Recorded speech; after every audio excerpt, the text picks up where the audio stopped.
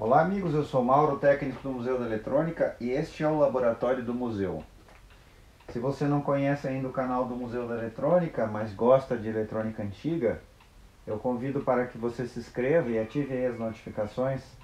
Também visite as playlists, lá você vai encontrar os vídeos organizados por área de interesse de tudo aquilo que nós gostamos. A eletrônica que foi produzida no século XX, que deixou aparelhos muito legais, mas que infelizmente em sua imensa maioria foram destruídos.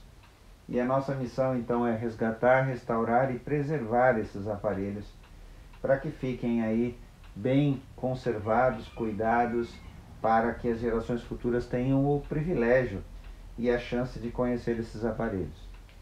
Bom, no dia de hoje eu vou começar uma série de vídeos que tem alguns inscritos do canal pedindo, que são aqueles vídeos didáticos onde eu mostro a metodologia de trabalho de algum aparelho específico. Bom, o que tem nessa caixa é um aparelho que foi uma doação de um amigo, o técnico Vitor Rambo, que é uma pessoa que eu tenho conversado bastante nos últimos dias, e ele então comprou esse aparelho, e o aparelho sofreu um acidente no transporte e infelizmente sofreu um dano, e ele acabou comprando outro aparelho que atendeu às suas necessidades e resolveu me presentear com esse aparelho aqui. Eu vou aproveitar essa gentileza do meu amigo, colega de trabalho, e vou fazer um vídeo, vídeos, uma série de vídeos de uma restauração no passo a passo de como é o meu método, o método Museu da Eletrônica, de restauração de aparelhos valvulados. Neste processo de restauração, eu vou mostrar literalmente no passo a passo.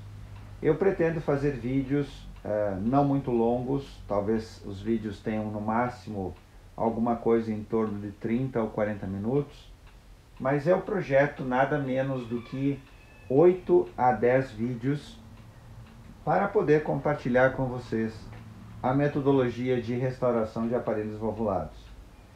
Serão muitos vídeos, como eu já falei, teremos várias horas de gravações, e eu vou tentar ser o mais natural possível para compartilhar com vocês, do modo como se vocês estivessem aqui na bancada ao meu lado, batendo um papo e acompanhando este trabalho de restauração. Se você acompanha o canal, você já viu que eu fiz já algumas restaurações no canal de aparelhos valvulados, mas essa é a primeira vez em que eu vou fazer no detalhe. Eu vou entrar inclusive na teoria de funcionamento do aparelho e vou compartilhar com vocês as dicas, macetes e aquilo que pode ajudar vocês num trabalho de restauração como esse. Bom, vamos começar abrindo essa caixa aí que foi um presente lá do meu amigo, e na sequência a gente vai conversando então sobre este processo de restauração.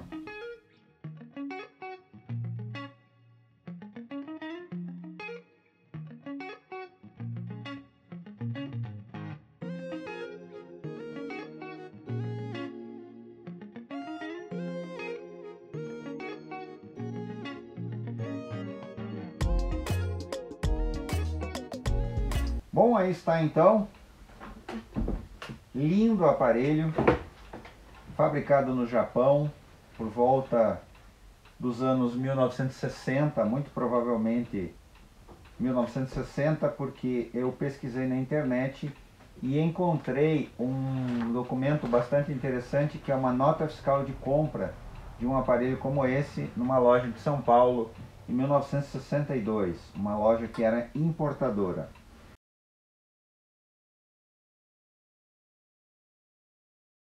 Bom, eu quero crer que um aparelho como esse nos anos 1960 custava muito caro, não era para qualquer pessoa. Provavelmente um instrumento limitado aos laboratórios de eletrônica. O que nós temos aqui? Um gerador de varredura e marcas, ou sweep, né? Marker sweep, que tem a seguinte característica: ele vai além de um gerador de RF, que é o que normalmente vocês estão acostumados a ver aí, né? Aqui na bancada eu uso o Minipa F6. Esse instrumento ele tem a característica de, além de gerar o range de frequência para o qual ele foi projetado, ele ainda gera marcas de sinal de RF, de frequências fixas de RF, e ele pode ser setado uma faixa de frequência específica na qual ele fica varrendo essa faixa de frequência. Bom, o que a gente tem então aqui, um aparelho fabricado pela japonesa Leader, modelo LSG 532. Num primeiro momento, impressionante a gente olhar para um instrumento como esse e pensar que esse instrumento foi fabricado nos anos 1960, muito provavelmente no início até da década de 60. Se nós considerarmos que ele foi fabricado em 1960, esse aparelho não tem nada mais, nada menos do que 60 anos de vida. E o dano que ele sofreu no transporte foi a quebra do visor aqui, né? Do dial, né? Do mostrador dele. Houve então lá, pelo que ele me relatou, uma falha de embalagem do vendedor, ele foi descuidado e acabou causando esses danos. Quebrou aqui e aqui dá para ver que aqui também quebrou o suporte, ó. Isso vai precisar ser restaurado. Bom, é um aparelho valvulado, extremamente bonito, muito robusto. Realmente esse aparelho foi feito para durar, né? Como ele já fez um reparo, ele até me relatou, e muito gentilmente ele me mandou até o manual de instruções do aparelho aqui impresso, né? Onde tem inclusive o esquema do gerador, né? Falei, muito legal. E ele também me enviou o reparo que ele fez, né? Qual foi o reparo que ele fez? Ele substituiu uma válvula, que, vamos ver aqui, se não me engano ele me disse que está quebrada, né? A válvula retificadora estava quebrada. Essa aqui, na verdade não está quebrada, ela deve estar com defeito, né? Então aqui, a válvula, ele substituiu, como ele não tinha a válvula original, ele substituiu por diodos. Ele gentilmente mandou também aqui os conectores, né, para fazer os cabos do aparelho. E mandou o cristal de 4.5 kHz, que é o cristal padrão que geralmente acompanha esses geradores de varredura, né, que vai colocado aqui nessa posição.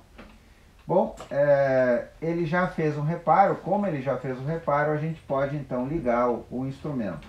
Eu apenas vou ter um cuidado, vou observar, de tirar a tampa para que a gente possa ver o que está acontecendo aqui, porque afinal de contas, por mais que ele tenha embalado muito bem o instrumento, pode ter afrouxado alguma válvula no transporte. A gente não sabe como que os correios fazem esse transporte, né? Então, para a gente evitar surpresas, eu vou abrir o equipamento e vamos fazer uma análise visual primeiro,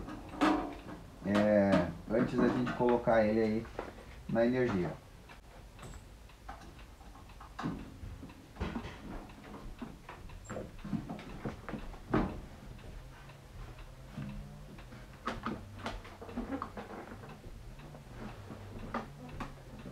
Bastante pesado,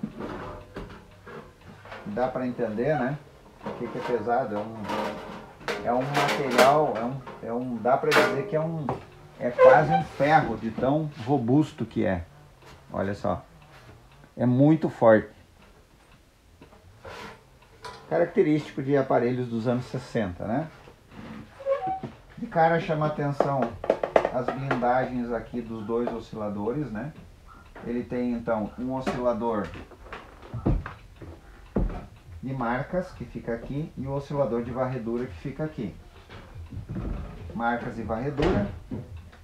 Aqui a gente pode notar que ainda tem os capacitores originais. Isso aqui é certo que a gente vai ter que substituí-los, né, por capacitores novos, porém vai ser um processo um pouco mais lento, porque os capacitores que vão aqui necessariamente eles terão que ser capacitores épicos para 105 graus. Então eu já sei que vou ter que encomendar esses capacitores, né? Eu creio que eu não vou ter aí no estoque o capacitor que vai ser colocado aqui. Enfim, o que a gente tem aqui então? Aqui era a válvula, inclusive um cuidado aqui da indústria, ela gravou aqui no chassi, ó, a válvula. Outra coisa que chama atenção, chassis metalizado sem nenhum sinal, absolutamente nenhum sinal de oxidação. Está perfeito o aparelho, como se ele tivesse sido fabricado hoje. Olha só, coisa mais linda esse aparelho. Perfeito. Absolutamente nenhum sinal de oxidação. E aqui a adaptação que ele acabou fazendo, como a válvula retificadora estava com defeito, então ele substituiu por 2 diodos, né? Aqui. Então essa é a primeira coisa que eu vou fazer. Aliás, eu já vou fazer isso antes até de ligar o aparelho. Eu vou tirar os diodos aqui então e vou colocar aqui a válvula para a gente já ter uma condição de aparelho trabalhando já na sua originalidade, né? Vamos fazer isso. Eu já vou já avisar vocês que esse processo de restauração ele vai ser um processo absolutamente completo. Eu vou inclusive tirar todas as válvulas e testar no testador de válvulas. Então, se você é um apaixonado aí por válvulas, fique ligado nessa sequência de vídeos, porque você vai acompanhar aí comigo esse momento em que nós vamos testar as válvulas, testar a emissão, né? A emissão das válvulas desse instrumento. E eu já, de antemão, eu já me comprometo com vocês que ao final dessa série de vídeos nós vamos ter um instrumento funcionando no mínimo como ele era quando era novo, né? Esse é o meu objetivo com vocês nesses vídeos, fazermos aí uma restauração completa mesmo, né? Compartilhando dicas. Nós vai chegar um momento em que nós vamos olhar analisar as etapas do circuito. Isso aí vai ser importante, que a gente tem aí um circuito bastante interessante mesmo. Vamos talvez conversar um pouquinho sobre como que ele faz a oscilação do sinal, né? Então vamos lá, vamos começar então colocando a válvula.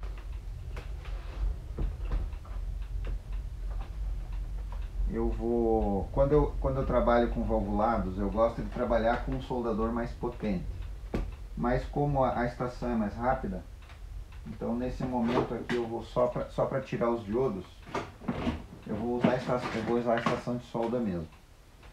Depois, nos próximos vídeos, quando a gente for mexer realmente no aparelho, vocês vão notar que eu vou trabalhar sempre com um soldador mais potente.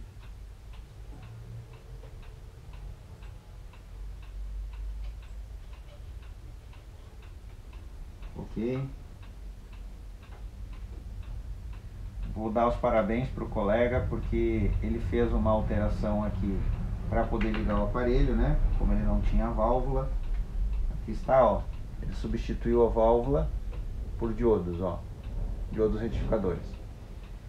Mas ele fez essa alteração e praticamente não alterou a originalidade do aparelho. Ele deixou aqui como era o original. Bom, então ela... se vocês conseguem ver.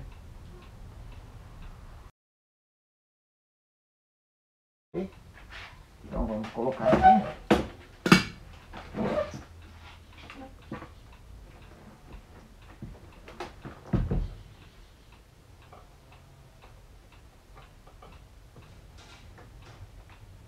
Pronto, já está aqui no lugar, ó. Beleza. Agora vamos ver aqui a tensão de trabalho. Muito provavelmente esse aparelho é 110 volts. Bom, o que a gente vai fazer então? Por uma questão de didática, eu vou, nesse caso específico, eu vou ignorar que o colega já trabalhou no aparelho, já tinha feito aquela substituição da válvula pelos dois diodos. Eu vou fazer de conta então que a gente está pegando esse aparelho pela primeira vez e estamos iniciando a restauração dele. Como nós estamos falando de um aparelho valvulado, nós temos algumas peculiaridades que têm que ser levadas em conta, alguns cuidados, que no transistor não é tão crítico. Quais sejam esses cuidados? O primeiro, talvez, dos cuidados mais importantes é a questão do filamento. Nós sabemos que as válvulas elas são alimentadas normalmente por uma tensão alternada que sai do próprio transformador do aparelho e faz acender os filamentos. E os filamentos, eles não podem receber uma tensão maior do que a que eles foram dimensionados na fábrica. Então, se nós tivermos aqui filamentos, por exemplo, de 6,3 volts, o que eu acho que é, por causa da válvula retificadora que é 6,3 volts, nós não podemos colocar tensões maiores que isso. Se nós olharmos para o esquema do aparelho, a gente já vai ver que o que a gente tem lá? A gente tem a entrada da rede pública, ela vai num conjunto de filtros, sai do filtro, entra no transformador de força, tem um rolamento específico que vai alimentar o aparelho, que vai ser responsável pela polarização das válvulas, enfim, o funcionamento do aparelho, que é uma tensão alta, alguma coisa na ordem de 300 volts, que é a nossa tensão B aqui. E a gente tem um outro enrolamento aqui que tem outras funções, e dentre elas a gente tem aqui os filamentos que estão ligados todos em paralelo, e o outro lado na massa, inclusive a lâmpada indicadora do painel. Bom, então o que nós vamos fazer então? Um dos métodos para nós termos uma melhor certeza de que essas tensões não estão alteradas é nós usarmos então um variac. E ao invés de injetarmos os 110 volts nominais que o aparelho precisa para funcionar, nós começarmos com uma tensão menor, por exemplo, metade da tensão, né? Podemos começar aí com 50 volts, seria um exemplo. E aí a gente poderia ir variando essa tensão, subindo essa tensão gradativamente, para que a gente tivesse uma situação de proteção do equipamento, para logo não submetê-lo à condição da tensão mais alta, né? Então vamos lá, vamos simular essa situação junto com vocês. Como eu disse, para efeitos didáticos, né?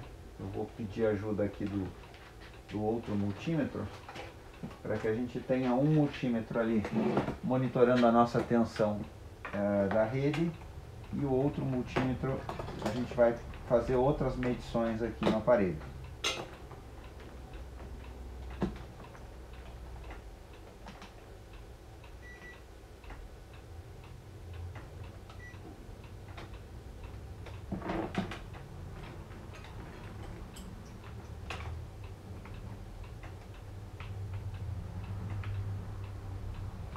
Então está aí, nós temos 110 volts sendo injetado. Qual a característica então interessante do nosso variac, né? Bastante útil, é que a gente pode fazer isso aqui, ó. A gente pode variar desde zero, ó. É como se fosse uma fonte ajustável de bancada, né? Só que aqui a gente está variando o AC, a rede, a tensão AC que está sendo injetada aqui no transformador, que está rebaixando para 100. A relação é essa, né? A relação aqui seria de 220 para 110. Como eu vou variar aqui no meu variac, então eu posso variar como eu quiser. Então, por exemplo, olha lá, estou injetando 8 volts AC nesse momento aqui na saída, né? Se eu quiser, por exemplo, começar com metade da tensão nominal, eu vou lá a 50 volts, por exemplo, 55 volts, o aparelho vai ligar e eu vou conseguir medir as tensões para saber se elas estão dentro de um nível seguro para não aumentar o dano nas válvulas. O aparelho valvulado tem a característica de trabalhar com tensões muito altas. Podemos dizer até, em termos de eletrônica, nós podemos dizer alta tensão, né? Então, há que se ter um cuidado nesse caso, porque se nós tivermos, por exemplo, aí, um capacitor em curto, né? Com uma tensão tão alta, ele vai inclusive explodir. Você tiver um capacitor eletrolítico que trabalha na faixa de 300 volts em curto, com o seu ESR muito alto, alterado também, né? E as características de capacitância, mas principalmente estando em curto, você liga o aparelho na tensão nominal, ele vai injetar 300 volts aí num capacitor em curto, é quase certo que o capacitor vai fumegar e até estourar, né? Então, beleza. O que nós vamos fazer então? Eu vou deixar metade da tensão que o aparelho então precisa para funcionar e a gente vai medir o comportamento dele. O que a gente tem aqui no esquema então? Como eu falei, a tensão da rede entra, né, no aparelho, ela passa por filtros na entrada, né? Então aqui se eu medir depois do filtro, está ali a nossa tensão, ó. O aparelho está desligado, mas como o filtro está ligado direto na rede, o filtro passa a faixa que tem o objetivo de eliminar o máximo possível os ruídos da rede elétrica que vem aqui no aparelho. Então aqui a gente está, o filtro está aqui, ele está dentro de uma caixa metálica blindada e ele tem as saídas da tensão que alimenta o aparelho então, né? Vamos lá, ó, 155 volts. Beleza? Beleza. Bom, o que nós vamos fazer agora? Se nós ligarmos o aparelho com essa tensão, logicamente, ao invés de termos os 6,3 volts dos filamentos das válvulas, nós vamos ter metade. Então as válvulas não vão acender e elas não vão estar polarizadas. Mas a gente vai pelo menos poder aferir as tensões e ver se não tem nenhum capacitor desses de filtro que está esquentando e até vazando, né? Então tá, então vamos ligar. Ele tem uma indicação aqui, ó, quando a gente liga, né, ó. Então, ligando o aparelho, eu liguei ele aqui. Ele está, logicamente, com metade da tensão, então a lâmpada, ela acende muito fraco. Olha lá, ó. A lâmpada acende muito fraco. As válvulas acendem, mas não o suficiente para entrar em condução. O nosso primeiro teste, que era sabermos se a gente não teria algum curto aqui, algum capacitor esquentando, né? Alguma coisa vazando, fazendo barulho, não temos. Bom, como não temos, vamos ver como é que está a tensão retificada, a tensão depois da válvula, né? Olha aqui, ó, saída da válvula, pino 7, 47 volts. Essa não é, com certeza, a tensão de trabalho. Claro, porque a válvula não está polarizada, né? Então vamos lá, vamos chegar agora à nossa tensão de trabalho. Vamos a 110 volts agora. Vou subindo aqui no variac.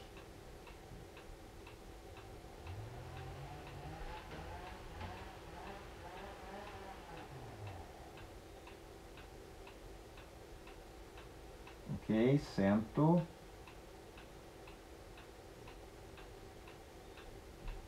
Chegamos aí. 110 volts e agora as válvulas começam a acender, inclusive a retificadora. Então o que acontece? Vamos esperar um pouquinho. A nossa tensão já vai subir aqui. Ó. Tensão agora na saída da válvula retificadora. A 6x4. 312 volts. Beleza? Então agora o que a gente espera do instrumento é que ele esteja no seu regime normal de trabalho. Para vocês compararem a lâmpada. Olha lá. Esse é o brilho normal da lâmpada. Ok? Ok. Então, beleza. Não deu nenhum estouro, não fez nenhum barulho, não tem nenhum capacitor. Vamos ver se agora os capacitores no seu regime de trabalho vão esquentar.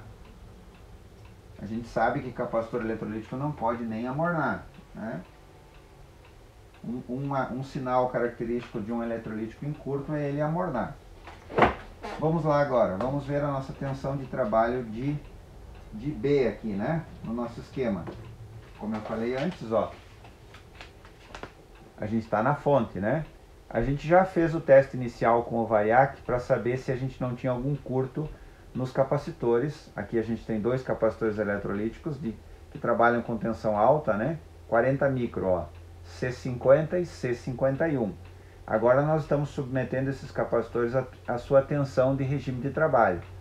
Vamos ver o pino 7 agora. E depois vamos ver a tensão em cima dos capacitores. Vamos lá, pino 7 da válvula, 312 volts. Agora vamos lá nos capacitores. Eles ficam aqui em cima nessa placa, ó. Aqui estão eles. Dois capacitores de 40 micro por 350 volts. Eu vou encostar aqui por baixo nos pinos deles.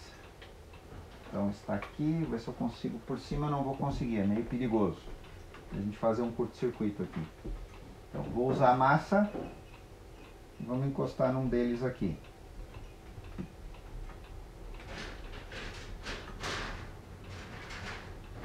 E aqui. Aqui está o resistor, ó. Resistor. Está amornando aqui ele, ó. R46, 1,5K. É esse preto aqui. Então vamos medir a tensão de um lado e do outro lado dele. Ó. O lado que vem lá da válvula, então, tá aí os 312 volts. E o outro lado dele, 232 volts. Ok? Beleza, então a nossa tensão de B é 232 volts. É visível para vocês? Perfeito? Perfeito. Bom, aqui agora vocês começam a entender por que a gente tem que ter esse cuidado com o variac. Diminuir a tensão, né? Se eu deixar metade da tensão de trabalho, 55 volts, as válvulas não polarizam e a gente não vai ter a tensão de mais B. Mas a gente vai estar injetando alguma tensão em cima dos capacitores e em cima do circuito como um todo, para a gente ver se não tem algum curto-circuito. Beleza? Beleza. Então tá. Temos a tensão de mais B, agora vamos ver a tensão de filamento.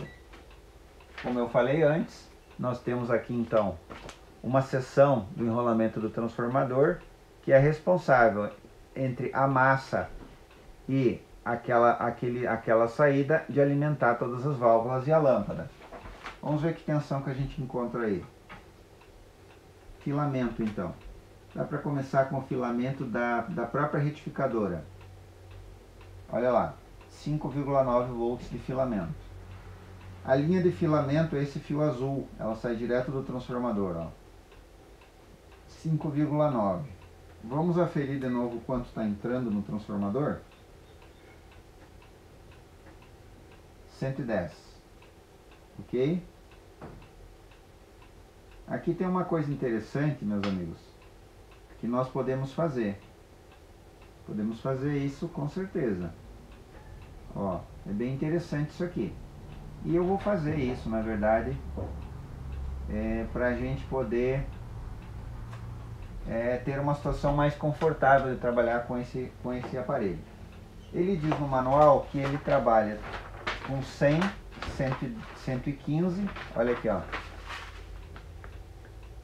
100, 115 e 220, ok?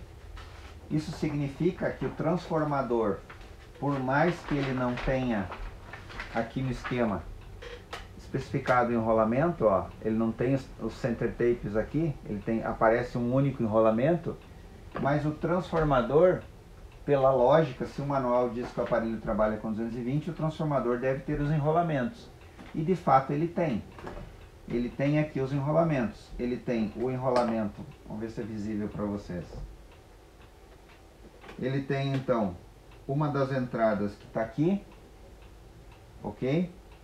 Aí a rede está entrando, aí ele tem um enrolamento de 100 volts, ele tem um enrolamento de 110, está ali, ó, 110, e ele tem também um enrolamento de 220, está aqui ele, ó.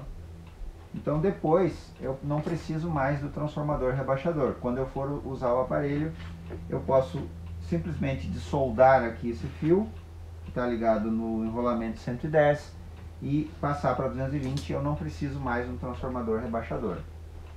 Bom, o aparelho está ligado, funcionando. Não temos nenhum sinal de aquecimento fora do normal, fora do que se espera. Não tem nada cheirando.